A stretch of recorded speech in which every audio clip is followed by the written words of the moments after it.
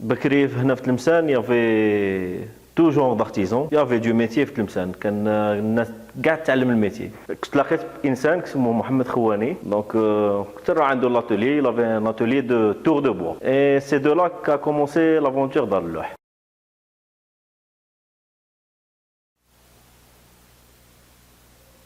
السلام عليكم مرحبا بكم في l'atelier نتاعنا دار اللوح. Alors je me présente طالب بن دياب سعد الله, architecte de formation. Ça fait déjà quelques années qu'on est dans le domaine du bâtiment. On a une entreprise de clé en main, donc on faisait des projets, le plan, la forme de ménage les trucs, y compris les ameublements, les aménagements, كلش. Alors après quelques années, on a ressenti avec le manque de la réalisation exacte à la 3D.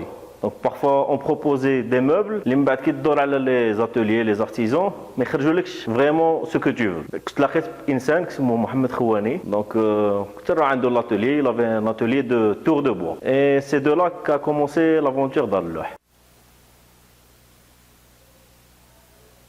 Dans l'or, on travaille tout ce qui est bois et ses dérivés. Donc, on fait tout ce qui est cuisine, dressing, placard, aménagement d'espace administratif, tout ce qui est bureautique, les bureaux pour enfants, bureaux de réception, les cliniques, tout ce qui touche au bois.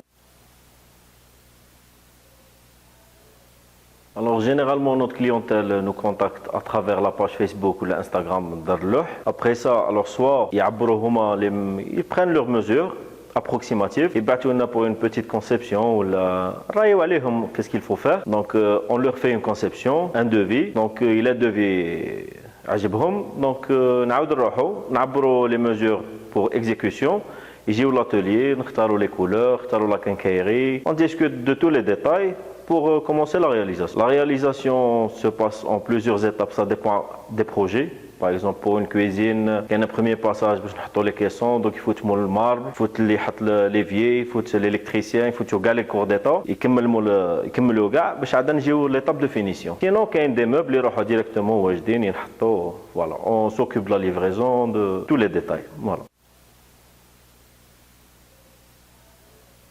La construction en Algérie passe par plusieurs étapes. Alors malheureusement pour l'étape de structure, à part le coffrage pour le béton armé, le bois n'existe presque pas fait de l'étape. Donc après l'étape de structure ou l'étape fonctionnelle, il faut l'étape esthétique. Donc l'esthétique, on retrouve de plus en plus le bois flagellé. Donc on le retrouve les revêtements. C'est un très très bon isolant phonique. Il donne un cachet architectural pour l'espace. On peut avoir plusieurs ambiances grâce au bois. On le trouve pour le mobilier qui est très courant. Alors la dernière décennie, le bois ou les dérivés de bois sont devenus très tendance partout dans le monde, chef l'Algérie, que le bois avec l'existence du panneau, cela a beaucoup facilité la touche esthétique pour le client lui-même, sans passer par un architecte ou sans passer pour il a une peinture, il a le hanout, il retire une couleur, il peut faire un revêtement, choisir la couleur de son meuble, donc il peut lui-même participer à la création de son environnement. Donc le bois fait plusieurs textures, fait le brillant, fait le mat, fait